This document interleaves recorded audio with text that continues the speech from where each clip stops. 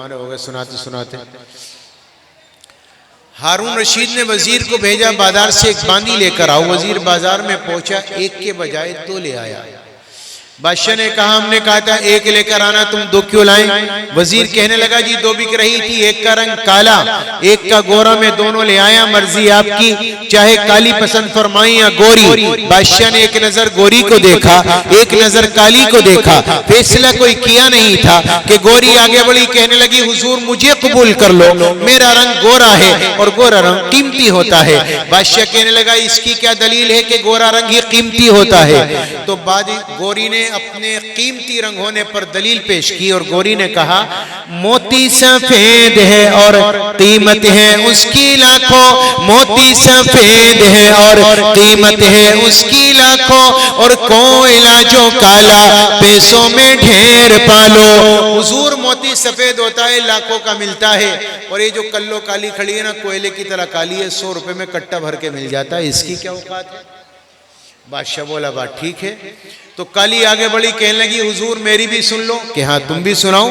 تو کالی نے اپنا قیمتی ہونا پیش کیا. کالی نے کہا ہے مشک نافع کالی قیمت میں بیش عالی, ہے مشک نافع کالی قیمت میں بیش عالی, اور روئی سفید ہے جو پیسوں میں ڈھیر پالی. حضور مشک نافع کالی ہوتی ہے بڑی قیمتی, 60-70 ہزار روپے تولا, اور یہ جو سفیدہ کھڑی ہے نا روئی کی طرح سفید ہے, یہ تو 2000 روپے میں اتنا بڑا لحاف بنے گا کہ قاری شوکت صاحب اور بچے آرام سے سوئیں گے ماشاءاللہ. جی گوری کہنے لگی حضور آپ نے قرآن نہیں پڑھا, اللہ نے قرآن میں کیا فرمایا؟ یوم تبیض وجوہ وتسود وجوہ. قیامت کے میدان میں نیک لوگوں کے چہرے سفید اور بد لوگوں کے چہرے کالے پڑ جائیں گے. تو گوری نے کہا اللہ کے نیک بندوں کے منہ سفید ہوں گے, اور دوزخی جو ہوں گے منہ ہوں گے ان کے کالے. کالا ہونا دوزخی کی علامت ہے, گورا ہونا جنتی کی علامت ہے, مجھے قبول کر لو. تو کالی پھر آگے بڑھی, کہنے لگی حضور آنکھوں کی کالی پتلی ہے نور کا وہ چشمہ, اور آنکھ کی سفیدی ہے نور سے وہ خالی. حضور آنکھوں کی کالی پتلی سے نظر آتا ہے, اگر کالا ڈیڈھا پھوڑ دو سفیدی بیکار ہے, کسی کام کی نہیں ہے. بادشاہ بولا بات تیری بھی ٹھیک ہے. تو گوری پھر آگے بڑھی, کہنے لگی حضور آپ نے قرآن نہیں دیکھا, کاغذ کیسے سارے سفید گورے چٹے. تو گوری کہنے لگی کاغذ سفید ہے سب قرآن پاک والے, کاغذ سفید ہے سب قرآن پاک والے. اب جلدی کالی کہتی ہے حضور ان پہ جو لکھے ہیں قرآن کے حرف کالے, کاغذ ہی سفید ہے لکھا ہوا تو کالا ہی ہے. تو گوری پھر آگے بڑھی, کہنے لگی جس دن نبی پیدا ہوئے وہ دن بڑا منور دن تھا, روشن دل تھا. تو گوری نے کہا میلاد کا جو دن ہے وہ روشن بالیقین ہے, میلاد کا جو دن ہے وہ روشن بالیقین ہے. تو کالی نے کہا حضور معراج کی جو شب ہے وہ کالی ہے یا نہیں ہے؟ جس رات اللہ نے بطور مہمان کے اپنے نبی کو بلایا تو وہ رات کیسی تھی؟ کالی. تو گوری نے کہا حضور بس بہت ہوا, فیصلہ کرو اسے کلو کو رکھنا یا مجھے بھوری کو رکھنا.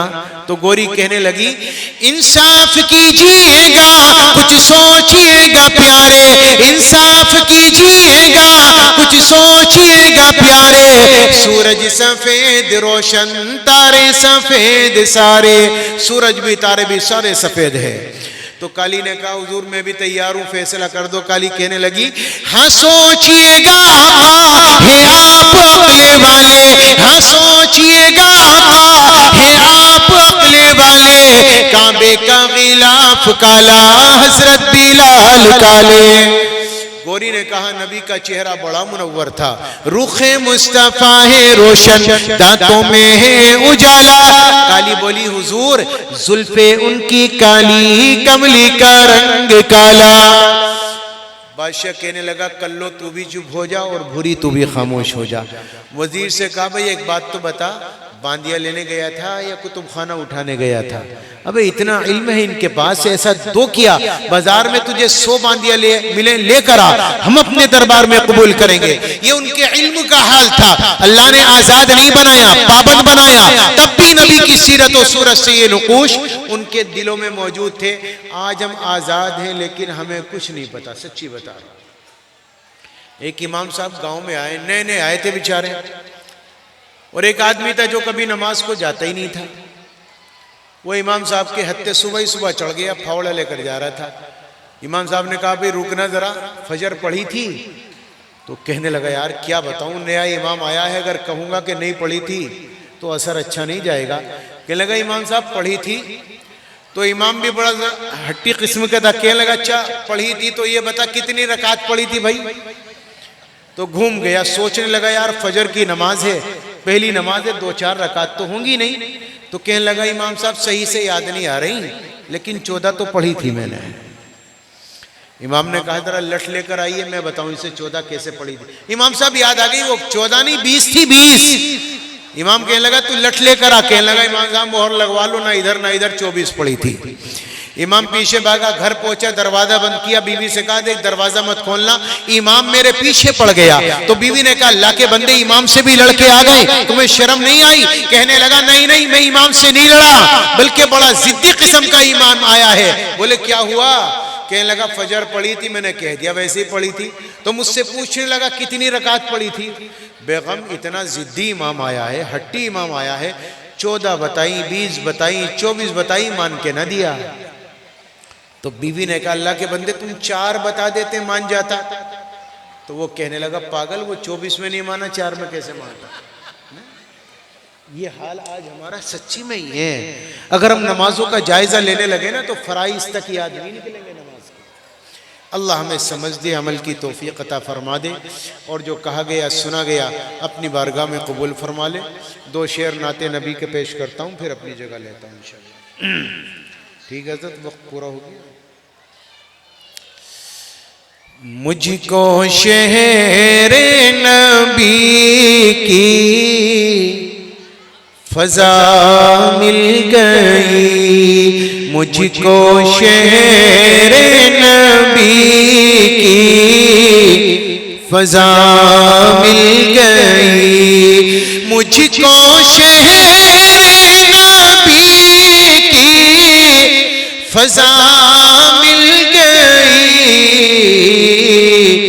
یعنی کہ درد دل کی دوا مل گئی، یعنی کہ درد دل کی دوا مل گئی، یعنی کہ درد دل کی دوا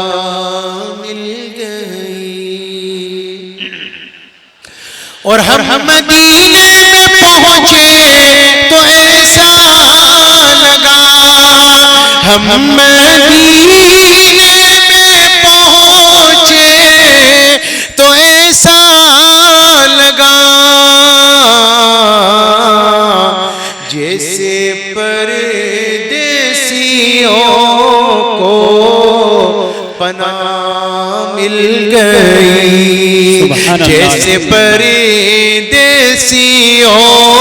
کو پناہ مل گئی، یعنی کہ درد دل کی دوا مل گئی، اور آنکھیں مخمور ہیں دل بھی مسرور ہے، آنکھیں مخمور ہے دل بھی مسرور ہے،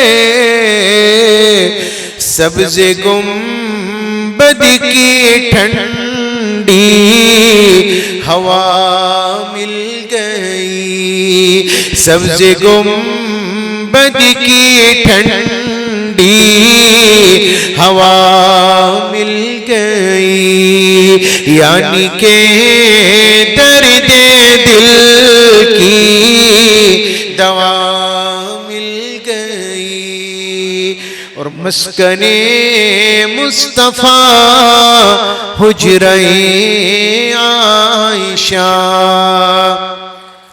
مسکن مصطفیٰ حجرہ عائشہ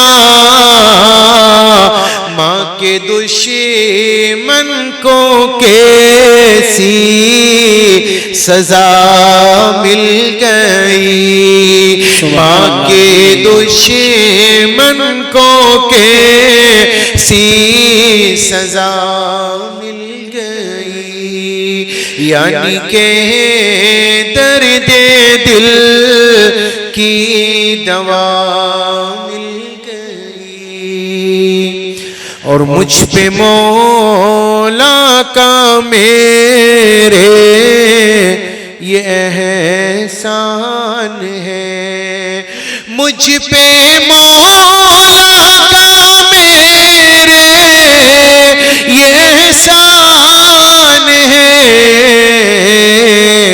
نعت گوئی میں مجھ کو جگہ مل گئی نعت گوئی میں مجھ کو جگہ مل گئی یعنی کہ درد دل کی دوا